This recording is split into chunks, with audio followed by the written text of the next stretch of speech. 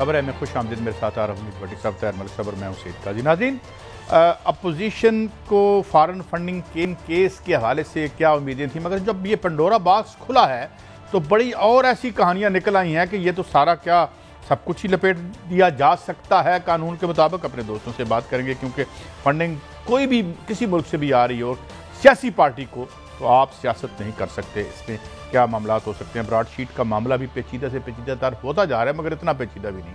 हम समझाएंगे और बात कोशिश करेंगे समझाने की, मगर एक 3 रुकनी कमेटी बना दी है प्राइम मिनिस्टर साहब ने। अभी थोड़ी देर पहले खबर आ रही थी, इसमें हम देखेंगे कि आखिर असल वारदात क्या थी और उसके साथ हुकूमत पाकिस्तान कोरोना फंड के जो है पूरे पैसे क्या उसका एक फ्रिक्शन भी शायद खर्च नहीं कर सकी।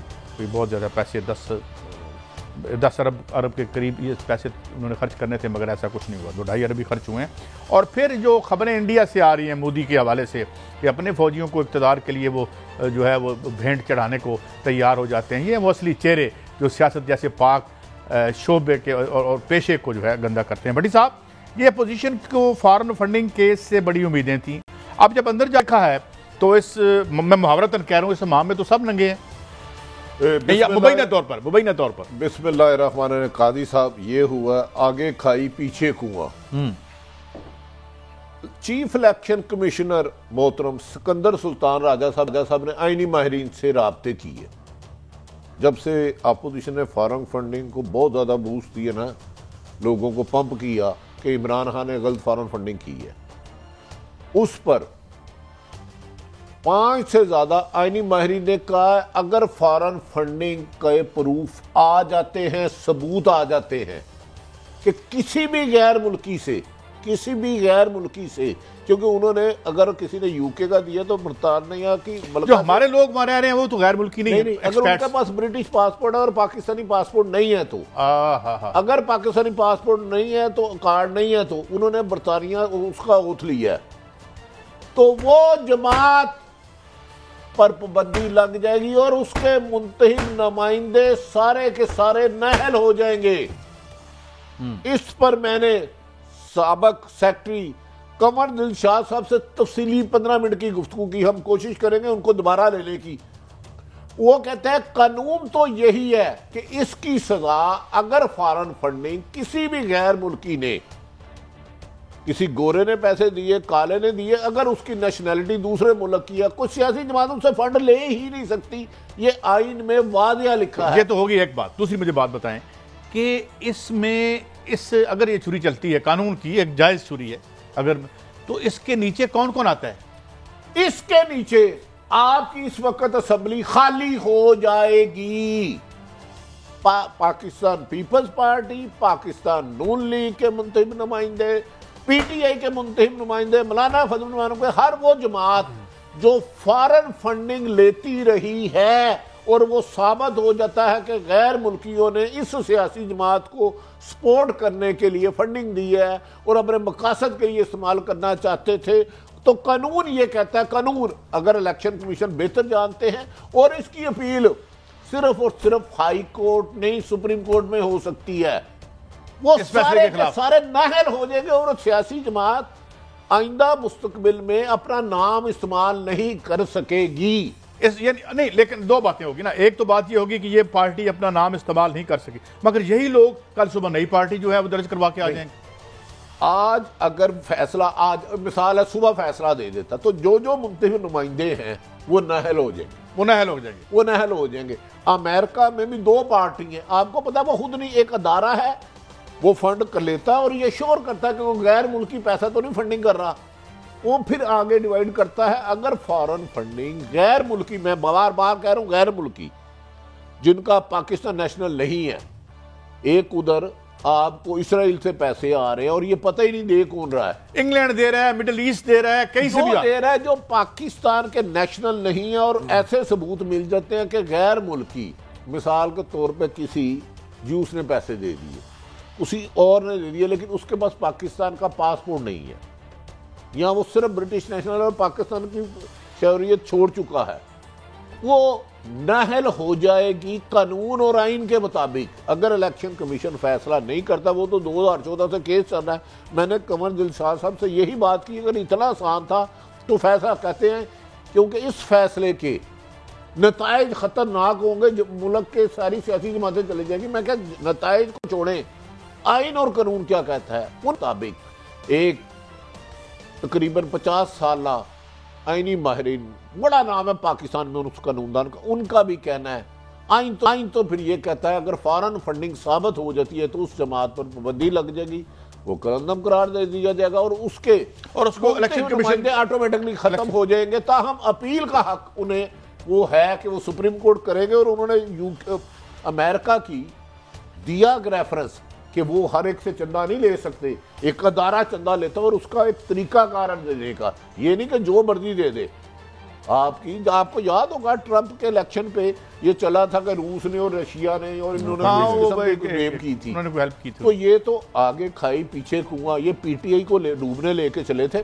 पीटीआई का केस भी जिस साहब ने चेयरमैन चीफ इलेक्शन कमीशन किया, पीटीआई का केस भी बहुत खतरनाक है। उनके मुताबिक जो आईनी माहिरीन ने उन्हें मशवरा दिया, ये मेरी राय नहीं है, आईनी माहिरीन की राय है। किसने मशवरा दिया, किसको मशवरा दिया? चीफ इलेक्शन कमिश्नर सुल्तान साहब को कि जनाब इसकी अगर फॉरेन फंडिंग साबित हो गई तो इस जमात पर आप पाबंदी लगा सकते हैं। नहीं तो फिर तो मलिक साहब ये सारा लपेट, ये अगर ये रूल ऑफ थंब बन जाता है तो मेरे पास तो खबर ये है तो मौलाना फजलुर रहमान की बड़े पैमाने पे फॉरेन फंडिंग साबित हो गई है। आपको अगली खबर दे दूं, ये जरा दोबारा दोहराएं। ये मौलाना फजलुर रहमान की बारे में भी मुबैना तौर पर इत्तला है कि फॉरेन फंडिंग जो उनके पैसे आते रहे हैं उनके सबूत कुछ ऐसे लोगों से मिलते हैं जो पाकिस्तान नेशनल नहीं है।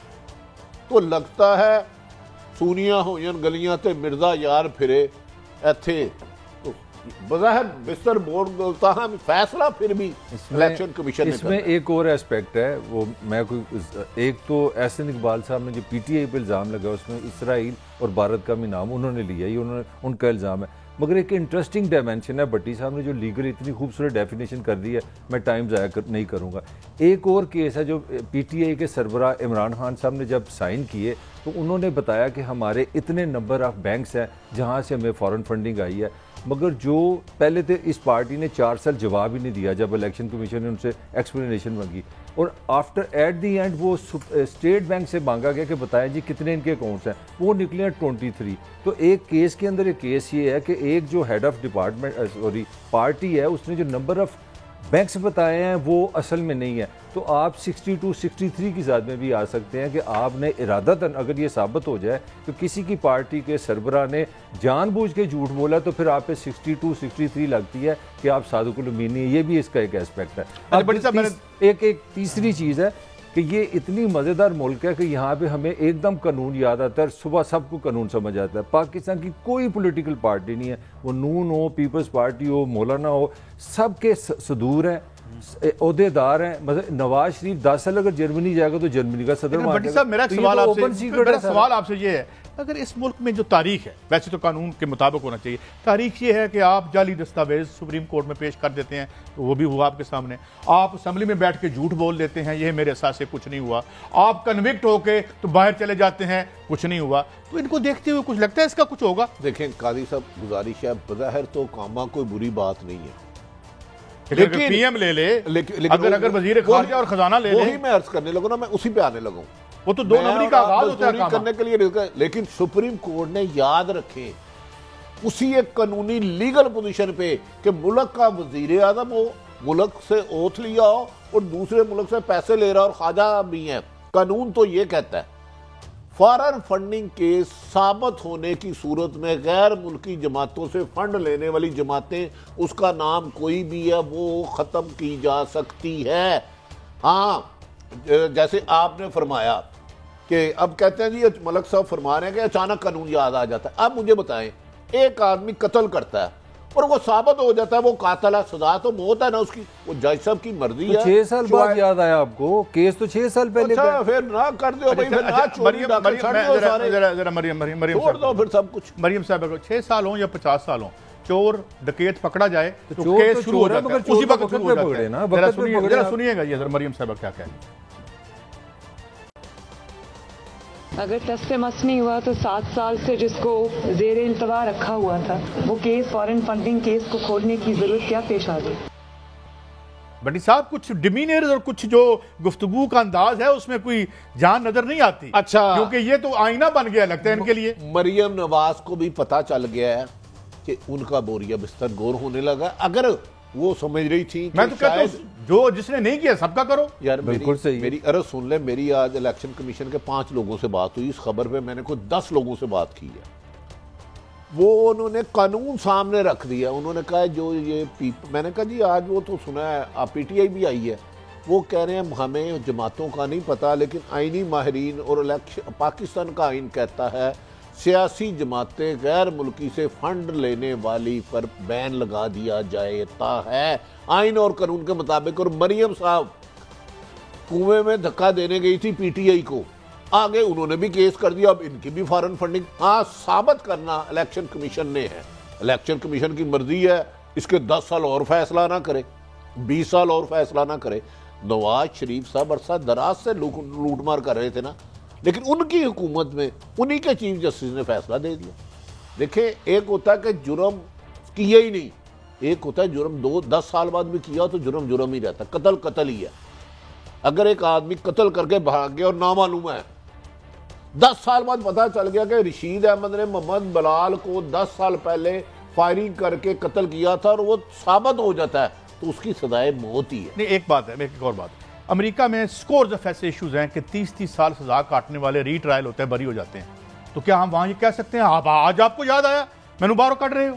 नहीं, उसका मैं जवाब, अमेरिका क्या पाकिस्तान में भी आ जाता हूँ। पिछले दिनों आसफ सईद खोसा साहब चीफ जस्टिस ऑफ पाकिस्तान थे, उन्होंने 2 कत्ल के मुल्जमों को जिन्हें सजाए मौत हो चुकी थी बरी किया। अच्छा, एक को फैसलाबाद जेल में बकायदा फांसी दे दी गई और उनको बरी कर दिया उन्होंने। एक अपनी दुबई मौत मर गया था। तो क्या जज ने तो आइन और कानून के मुताबिक डॉक्यूमेंट के पता फैसला करना है?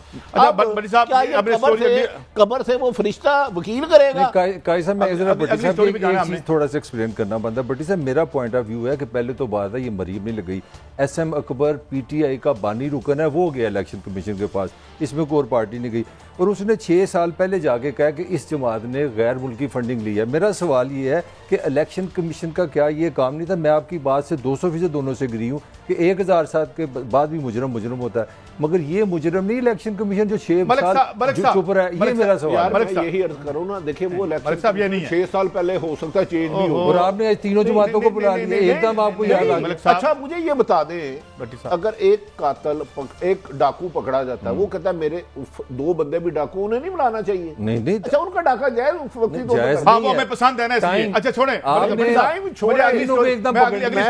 ये सिर्फ कह रहा हूँ कानून ये कहता है, मैं ये नहीं कह रहा पीटीआई जिम्मेदार है, मैं ये नहीं कह रहा नून लीग जिम्मेदार है, मैं कह रहा हूँ कि फॉरेन फंडिंग लेने वाली सियासी जमात पर पाबंदी लगनी है। भट्टी साहब, मैं किसी का एडवोकेट नहीं हूं, मैंने अपना फैसला करना है। आप अपनी बताएं, आपने चोरी की है, आप चोर हैं या नहीं है, दूसरे को छोड़ें। जैसे देखें, अच्छा, बड़ी कत्ल की सजाए मौत है ना, इसी तरह इस जुर्म की सजा इलेक्शन कमीशन चाहे तो पार्टी पाबंदी लगाए ना लगाए, वो मलक साहब की बात है, 10 साल और चला ले। मैं भट्टी साहब, यहाँ 30-30 साल उम्रें गुजर जाती हैं, दीवानी मुकदमों के फैसले नहीं होते। यहाँ एक तकड़ा चोर पकड़ा जाए तो 100 आर्ग्यूमेंट का ढेर लगा देते हैं, हम पूरे वकील आ जाते हैं सामने। छोड़ें उसको, आगे चलते हैं। अब बात ये करते हैं भट्टी साहब, कल क्या होने जा रहा है जो बड़ी धीमी धीमी गुफ्तगू की गई है। यहाँ इदारों का नाम भी नहीं लिया, आइन के तनाजुर में जाएंगे ये कहा है, क्या खौफ है? और शेख रशीद साहब सुनवा दूं पहले आपको, फिर आप सुना दें। आज की वैसे पीडीएम का इजलास बड़ा दिलचस्प हुआ है, पीपल्स पार्टी में बड़े बरसे मौलाना और मरियम। चलिए जल्दी से सुनाइए, ये स्टोरी लेनी है। अगर बच्चे लाए गए तो शेख रशीद अल ऐलान ये कहता है कि अगर मदरसों के बच्चे लाए गए तो कानून हरकत में आएगा, बेशक चंद दिनों बाद आए। भट्टी साहब पहले तो ये बताएं कि पीडीएम के अंदर क्या हुआ ये इजलास में। देखिए, मरियम साहिबा, जब चंद दिन पहले पता चल गया था बिलावल साहब इलेक्शन कमीशन के बाहर धरना नहीं देंगे, उन्होंने अपना स्टूल रख दिया शिकारपुर या सक्कर। परसों रात मरियम नवाज और मौलाना फजलुर रहमान साहब ने राब्ते कैसे हुए मैं नहीं जाता, कल ये पहुंची थी। उन्होंने कहा पीपल्स पार्टी हमें डिच कर रही है, NRO ले गई है। उस पर मौलाना साहब ने कहा वैसे इस्तेमाल तो हमें नून लीग ने भी कहा है, मौलाना फजलुर रहमान साहब ने कहा है, मौलाना ने, और मैंने कहा है मेरी क्या औकात है यार, मैं तो एक रिपोर्टर हूं, मैं तो खबर लेता हूं। अब NRO ले लिया उन्होंने यार मैं उस मौके पे मौजूद नहीं था, मुझे तो मौलाना साहब के राइट हैंड और नून लीग वालों ने, मैं क्या यार क्या मौलाना साहब, उन्होंने कहा जी मरियम सख्त नाराज है कि हमने बिलावल का बहुत साथ दिया, हमने उसकी वालदा की तस्वीरें भी फेंकी, लेकिन मैं फिर भी कब्र पे गई, उसके मज़ार पर गई, नहीं नाना का बड़ा साथ दिया इन्होंने, हमें उन्होंने छोड़ दिया। मौलाना फजल रहमान ने इस मौके पर हंसते हुए मरियम साहिबा से कहा, बच्चे आपने भी तो पहले जब मेरे वैसे साथ था मुझे अकेले छोड़ दिया था।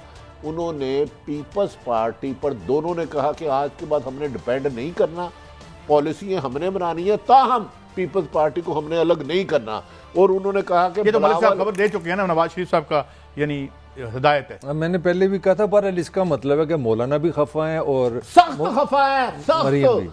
आज उन्होंने फिर फैसला, अच्छा बड़ी साहब कल क्या होगा, कल हमला हो रहा है नहीं हो रहा, खुदा न खास्ता, सिर्फ आधा पीडीएम के इजलास में अगर बिलावल भट्टो साहब तो नहीं आ रहे, पीपल्स पार्टी का डेलीगेशन गया था, उन्हें भी ये बावर कराया जाएगा कि बिलावल साहब को कोई इस केस को संजीदा लें और अब इस मूवमेंट को टाइम दें, क्योंकि 31 जनवरी भी आने वाली है, जो हमने इमरान खान को रिजाइन की डेडलाइन दी थी। कल मौलाना साहब का लठ बरादर पूरा जत्था मुख्तलिफ मदरसों में पहुंच चुका है, कमो बेशतर इस्लामाबाद पहुंच चुका है, 22 से 25 20 से 22-24 साल है जो मदरसे के तालिब इल्म पहुंचे हैं, और उनके हाथ में आम ब्रीक नहीं मोटी वाली सोटी हैं। ये मैं खबर दे रहा हूं और टीवी पे दे रहा हूं, मैं कोई उधर दरी के नीचे बैठ के तो कल वो कोई सीन क्रिएट करना चाहते हैं, वो कोई लॉ एंड ऑर्डर सिचुएशन बनाना चाहते हैं। उन्होंने अपने बंदों को, और मरियम ने, जैसे आपको याद है किया था, मरियम नैब में गई थी, मरियम की गाड़ी पे तो नहीं, उस गाड़ी जिसमें पत्थर थे वो गाड़ी किसकी है, ये इसकी बाकायदा एक हिकमत अमली प्लानिंग बनती है। पहले उन्होंने कहा जरा भी रोका गया तो इलेक्शन कमीशन में हर रुकावट तोड़ के पहुंचा जाएगा, चाहे पुलिस हो चाहे रेंजर हो, गिरा दो भट्टी साहब और पहुंचो। नहीं, जब उन्होंने कहा कि जी आप आए एहतजाज करें और चले जाएं, तो फिर लड़ने की क्या जरूरत है? यार मुझे इतना नहीं पता, अगर वो नहीं रोकेंगे तो नहीं फटा होगा, लेकिन उन्होंने कहा अगर रोकने की कोशिश की गई अगर, तो हमने, ये हमारा इम्तिहान है, क्योंकि सिर्फ 12-13 दिन रह गए हैं इमरान खान की डेडलाइन में रिजाइन देने की, तो इस्लामाबाद में ये शो पावरफुल कर रहा है। और इलेक्शन कमीशन ने मरियम हम दिखा रहे हैं, ये सुप्रीम कोर्ट पर हमले की शानदार तारीख हम आपको दिखा रहे हैं। मैं तो क्या बड़ी साहब, इलेक्शन कमीशन ना अदालत है, इसका फैसला एक जमात को खत्म कर सकती है, बैन लगा सकती है। गुजारिश ये है कि नवाज शरीफ ने और मरियम ने फैसला किया, कल भरपूर ताकत दिखाए, और इलेक्शन कमीशन, मरियम औरंगजेब हमारी काबिल एहतराम लीडर है पीपल्स पार्टी की तर्जमान, सॉरी नून लीग की, उन्होंने कहा कल हम इलेक्शन कमीशन से फैसला लेकर आएंगे। इसका क्या मतलब होता है मुझे बताएं?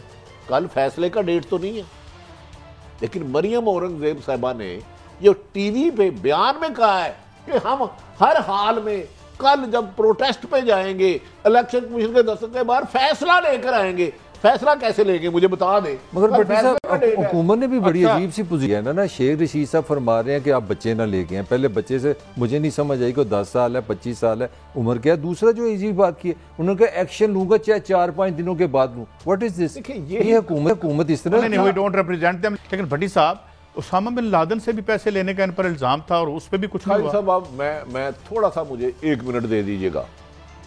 एक तो मुल्क के वजीर आजम इमरान खान साहब फरमा रहे हैं, वो आम शख्स नहीं है हमारी तरह। 2 मुल्कों ने उनकी कहने की एक अहमियत है। Prime minister of Pakistan, Pakistan का चीफ एग्जीक्यूटिव तो वही है ना, बाकी तो सारे वैसे ही दूसरे दबाव की वजह से ताकतवर बन जाते हैं। आईनी तौर पे तो ये है, यही है। वो कह रहे हैं 2 मुल्कों ने मुझे फंडिंग की ऑफर की और मैं जानता हूं दोनों मुल्कों ने इन दोनों जमातों को फंडिंग दी। ये तो इससे बड़ी।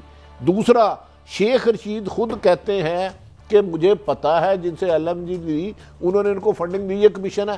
तो और इन्होंने रिकॉग्नाइज किया, सेट हो गया। इसके बाद इलेक्शन कमीशन अगर डिले करता है, मुल्क का वजीर आजम ये बात कह रहे हैं कि इन 2 जमातों ने, मैं और आप नहीं कह रहे, मैं आईनी माहिरीन की राय दे रहा था कि वो कह रहे जमात पाबंदी हो सकती है अगर किसी फॉरेन फंडिंग, तो ये तो साबित हो गया। लेकिन बड़ी साहब, मेरा एक सवाल और है आपसे, मलिक साहब जो खुद पैसे पकड़ते रहे हैं वो किस तरह से चले जाते हैं? नहीं, तो आपका मतलब है शेख रशीद साहब को नहीं पता? वो सबसे ज्यादा जीरक और दूरअंदेज सियासतदान है।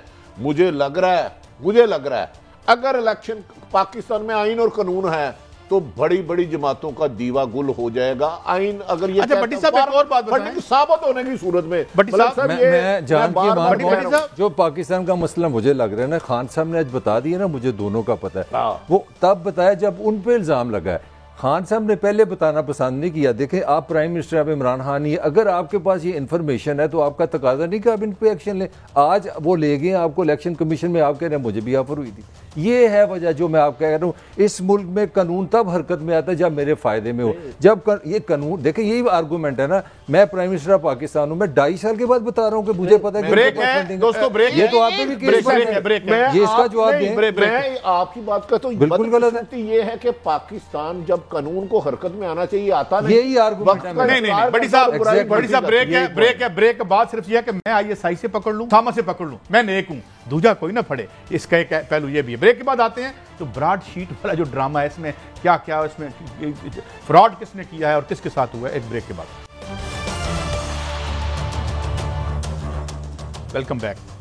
बड़ी साहब, अब आज एक सेनेट में जो शहजाद अकबर साहब हैं, उन्होंने भी गुफ्तगू की है, कुछ हमने भी देखा है। अब जो बात सामने आ रही है वो ये है कि परवेज़ मुशर्रफ ने शुरू करवाया। जब परवेज़ मुशर्रफ ने उनके साथ डील स्ट्राइक कर ली तो उसके बाद वो उस मुआहदे से फिर गए और उसके बाद वो अदालत में चला जाता है और 2016-2018 में ये फैसले आते हैं और परवेज़ मुशर्रफ वो बंद करवा देता है सारी की सारी जो तहकीक है और ये साबित कर देते हैं जी कि ये हमने प्रॉपर्टीज़ जनाब शान ग्रुप की थी, फौजी काजमी साहब की थी, जाहिद अली अकबर साहब या नीचे नवाज शरीफ उसकी फैमिली, हमने ये साबित कर दिया था, हमें इसके तहत आप पैसे दे दें। वो हमने आवाम की आसानी के लिए मुख्तसर समझा दूं। जरूर। ये 2000 में एग्रीमेंट होता है, 200 भेजते हैं जिसमें नवाज शरीफ, जरदारी और बहुत सारे लोग होते हैं, उन सब के नाम मेरे पास हैं और डिसीजन भी अब तो हैरा आ चुका है। उसके बाद परवेज़ मुशर्रफ साहब NRO दे देते हैं नवाज शरीफ को, वो सऊदी अरब चले, वो माफीनामे लिख के चले जाते हैं यहाँ से, वो छोड़ देना, वो बात की है। 2003 में ये मुआहदा खत्म हो जाता है।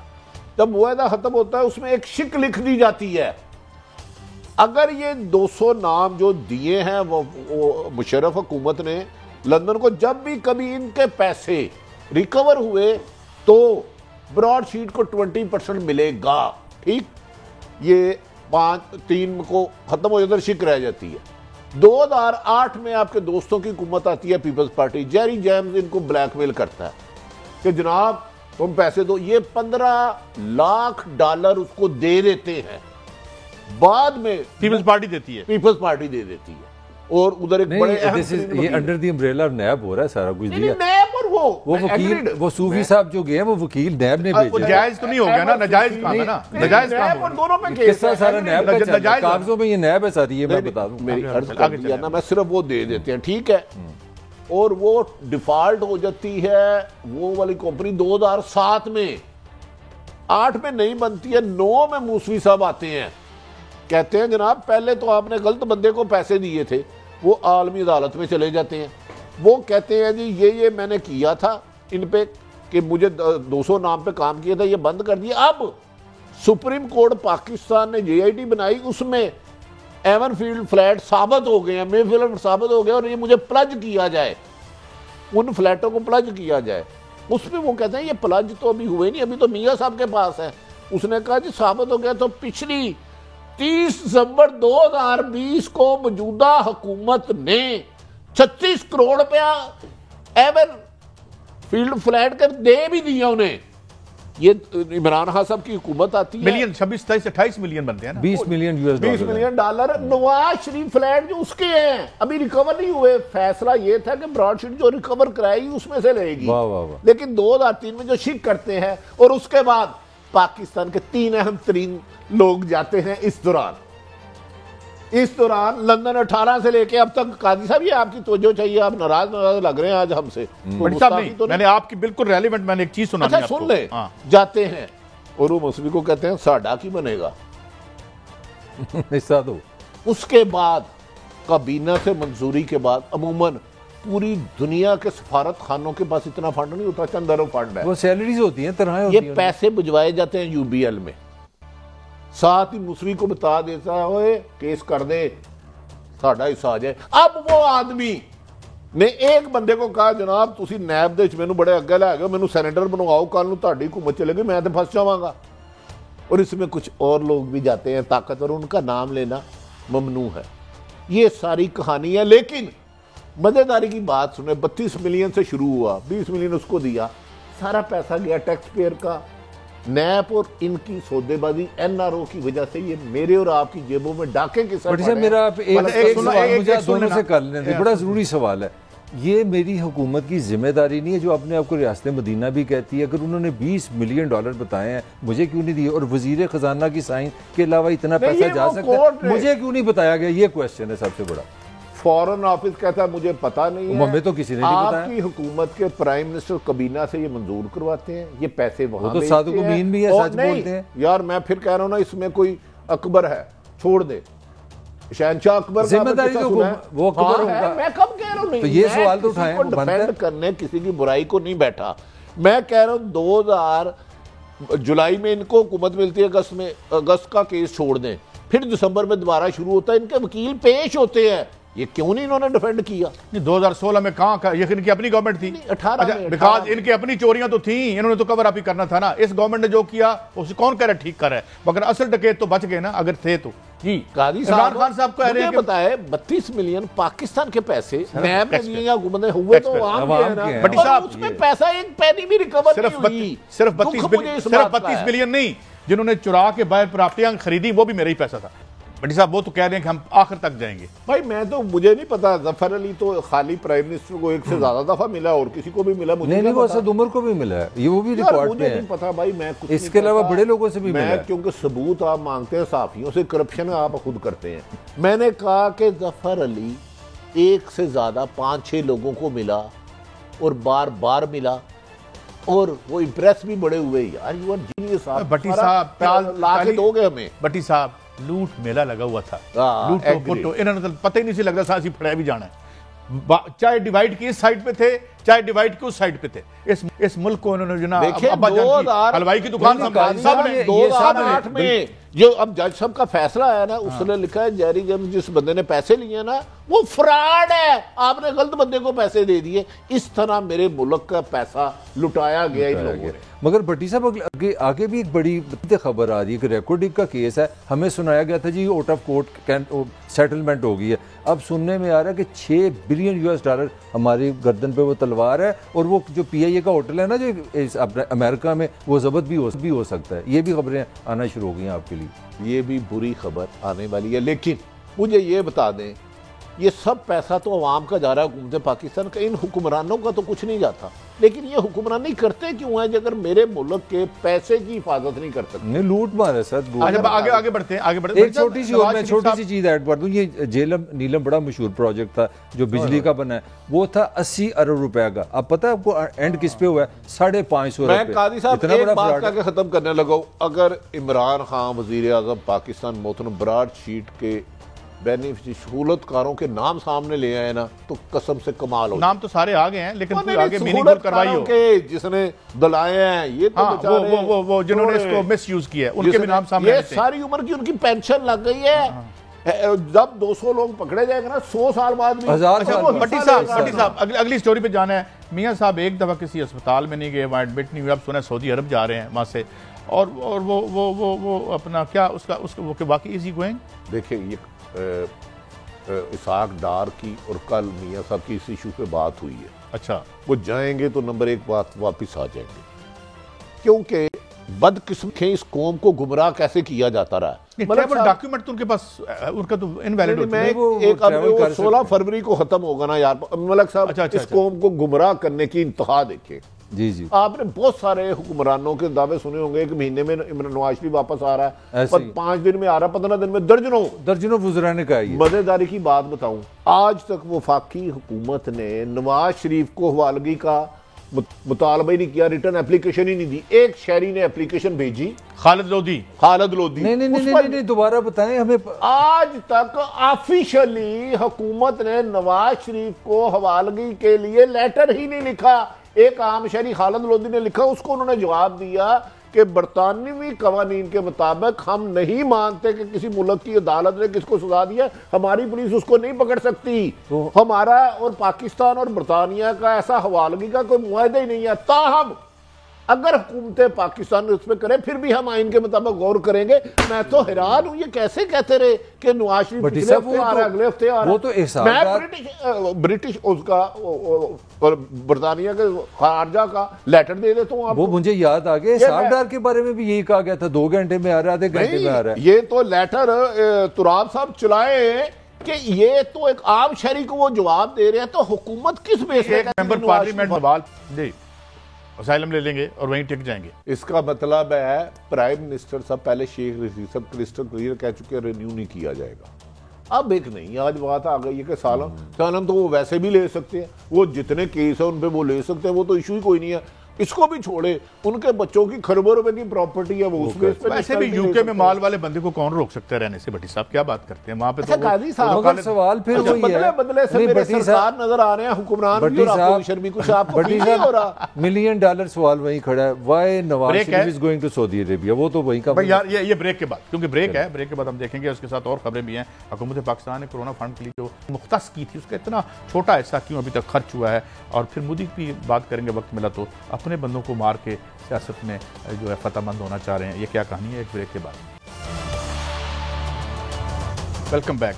भट्टी साहब और मलिक साहब, ये फरमाइए कि हमने कोरोना पर हमने तकरीबन 1012 अरब रुपए खर्च करने का इंडिया दिया था, मगर वो तकरीबन 20। भाई साहब, उसमें तकलीफ दे बात ये कि 66%, यानी कि अगर आपने ₹1 का मतलब 10 अरब रुपए रखे थे कोरोना के लिए, उसमें 6.5 अरब इस्तेमाल ही नहीं हुए। यानी कि अंदाज़ा लगा लें कि 66% जो बजट था आपने इस्तेमाल ही नहीं किया। इसकी वजह क्या है? इसकी वजह वो इसके अब पहले थोड़ा सा मैं आपको प्रैक्टिकली बता दूं, कोरोना ने पाकिस्तान से किया गया, फिर मैं उसका भी जवाब आपको दे दूंगा।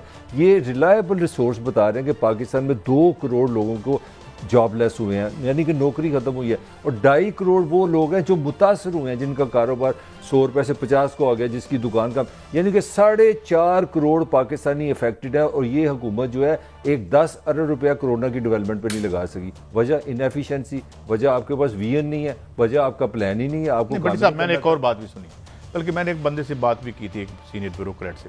मुझे लगता है इनके पास कैपेसिटी नहीं है इस रियासत में, जिस तरीके से इस रियासत को चलाते रहे ये और अब भी चला रहे हैं, इनमें कैपेसिटी नहीं है खर्च करने की, ना विजन नहीं है, ना विल है। और फिर अगर खर्च जो होना है वो ठेकेदार और इसने रल के करना है।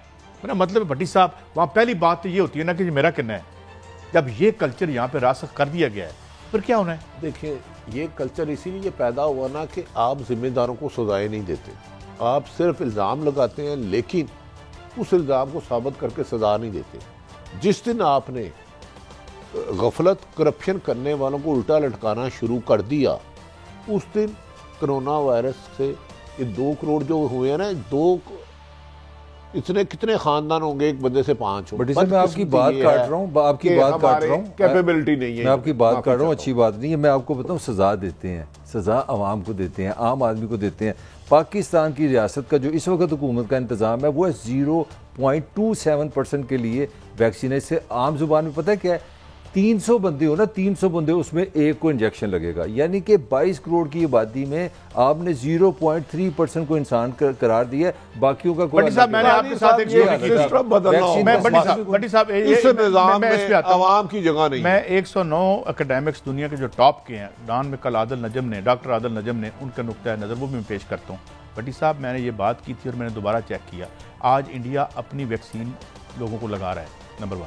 नंबर 2, मैंने यहाँ कहा था कि ये जो ये 1.5-2 बिलियन में आप 3 प्रोजेक्ट यहाँ लगा सकते थे। मैंने डबल चेक किया है, कोई मुझे चैलेंज करना चाहे तो मुझे तालीम दे, मैं तैयार हूँ, मैं तैयार हूँ। यहाँ पर आप लोगों को बना के दे सकते थे, मगर यहाँ होता क्या है, यहाँ ठेका मिलता है तो पूछ, हाँ इधर आओ, क्या होता क्या है?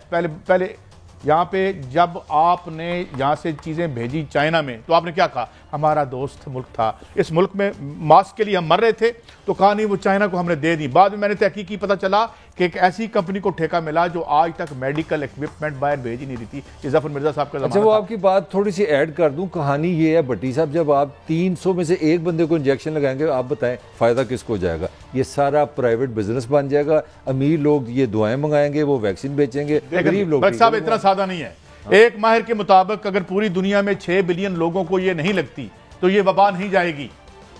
देखें, इसमें हम सारे इसी अब वोट में सारे आ गए हैं, अमीर मुल्क भी उसी में आ गए हैं और हम भी उसी में आ गए हैं, वरना सारी दुनिया में क्लोज डाउन रहेगा।